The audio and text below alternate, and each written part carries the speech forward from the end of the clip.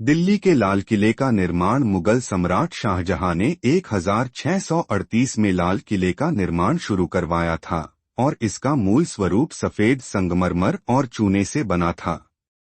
इसलिए किले की दीवारें और इमारतें सफेद रंग की थीं।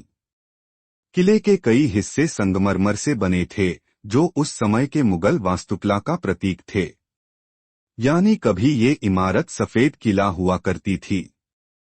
लाल किले का निर्माण मुगल सम्राट शाहजहां ने 1648 में पूरा कराया था।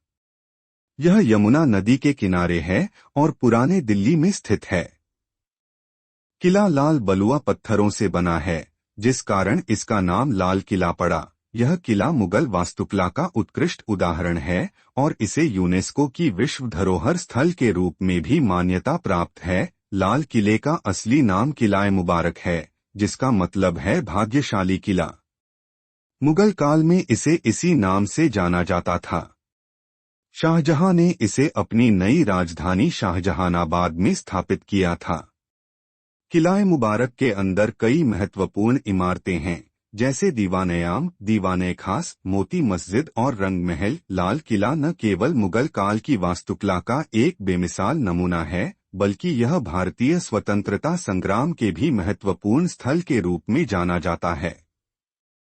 15 अगस्त 1947 को भारत के पहले प्रधानमंत्री पंडित जवाहरलाल नेहरू ने यहीं से देश के स्वतंत्रता की घोषणा की थी।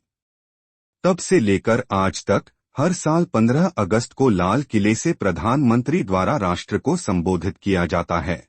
लाल किला का विस्तार लगभग 255 एकड़ में है और इसकी दीवारें 2.4 किलोमीटर लंबी हैं। किले की प्रमुख प्रवेश द्वारें लाहौरी गेट और दिल्ली गेट हैं। रंग महल, नहर-ए-बहिश्त और हयात बख्श बाग इसकी सुंदरता को और भी बढ़ाते हैं। आज लाल किला भारतीय पुरातत्व सर्वेक्षण (ASI) द्वारा संरक्षित है और यह एक प्रमुख पर्यटन स्थल है। यह न केवल भारतीयों के लिए बल्कि विश्व भर के पर्यटकों के लिए भी आकर्षण का केंद्र है। लाल किले के अंदर एक संग्रहालय भी है, जो मुगल काल की वस्तुओं और इतिहास को प्रदर्शित करता है। दिल्ली का लाल किला, दिल्ली का वो हिस्सा जिसे पुरानी दिल्ली के नाम से जाना जाता है। लाल किला आज भले ही भीड़भाड़ वाली जगह से घिरा है, लेकिन खामोश नहीं है। इसकी हर गलियों में गूंजती हैं अलग कहानियां। दिल्ली का लाल किला भारत के सबसे प्रतिष्ठित स्थलों में से एक है। 17वीं शताब्दी के एक समृद्ध इतिहास के साथ किले ने कई साम्राज्यों के उत्थान और पतन को देखा है और कई महत्वपूर्ण घटनाओं का गवाह रहा है, जिन्होंने देश के इतिहास को आकार दिया है। शाहजहां ने अपनी राजधानी आगरा की जगह दिल्ली शिफ्ट करने के लिए 29 अप्रैल 1638 में लाल किले का निर्माण शुरू करवाया, जो 1648 में पूरा हुआ। लाल किला को बनने में 10 साल का समय लगा। लाल किला ने 1857 तक मुगल साम्राज्य की राजधानी रूप में कार्य किया। इसके बाद अंग्रेजों ने इस पर कब्जा कर लिया। ब्रिटिश शासकों ने लाल किले का काफी उपयोग किया था। 1857 की क्रांति के बाद ब्रिटिश शासन के दौरान लाल किला ब्रिटिश सत्ता का प्रतीक बन गया था। 1947 में भारत की आजादी के बाद लाल किला भारत सरकार के अधिकार में आया। लाल किला मुगल सत्ता का केंद्र था और संस्कृति, व्यापार और कूटनीति के केंद्र बिंदु के रूप में कार्य करता था। किला शाहजहां, औरंगजेब और बहादुर शाह जफर सहित कई बादशाहों का घर था और 1837 में अंतिम मुगल बादशाह बहादुर शाह जफर के राज्याभिषेक सहित कई महत्वपूर्ण घटनाओं का गवाह बना। लाल किला एक वास्तुशिल्प कृति है, जिसमें मुगल, फारसी और हिंदू शैलियों का मिश्रण है। किले की दीवारें लाल बलुआ पत्थर से बनी हैं और परिसर 255 एकड़ के क्षेत्र में फैला हुआ है। किला एक खंदक, एक गहरी और चौड़ी खाई से घिरा हुआ है और मुख्य प्रवेश द्वार लाहौरी गेट के माध्यम से होता है। यह कभी शाही व्यापारियों का घर हुआ करता था।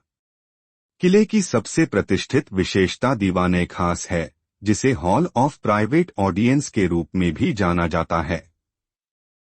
मुगल बादशाह शाहजहां के द्वारा बनवाई गई सभी इमारतों का अपना अपना अलग अलग ऐतिहासिक महत्व है। जबकि उनके द्वारा बनवाया गया ताजमहल को उसके सौंदर्य और आकर्षण की वजह से जिस तरह दुनिया के 7 अजूबों में शुमार किया गया है, उसी तरह दिल्ली के लाल किला को विश्व भर में शोहरत मिली है। इस भव्य ऐतिहासिक किले के प्रति लोगों की सच्ची श्रद्धा और सम्मान है। आपको बता दें कि शाहजहां इस किले को उनके द्वारा बनवाए गए सभी किलों में बेहद आकर्षक और सुंदर बनाना चाहते थे, इसलिए उन्होंने 1638 ईस्वी में ही अपनी राजधानी आगरा को दिल्ली शिफ्ट कर लिया था और फिर तल्लीनता से इस किले के निर्माण में ध्यान देकर इसे भव्य और आकर्षक रूप दिया था।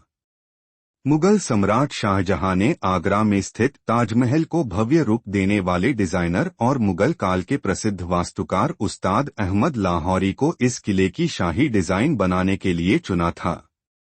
वहीं उस्ताद अहमद अपने नाम की तरह ही अपनी कल्पना शक्ति से शानदार इमारत बनाने में उस्ताद थे।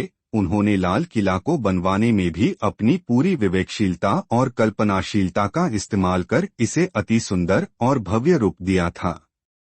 यही वजह है कि लाल किले के निर्माण के इतने सालों के बाद आज भी इस किले की विशालता और खूबसूरती के लिए विश्व में जाना जाता है।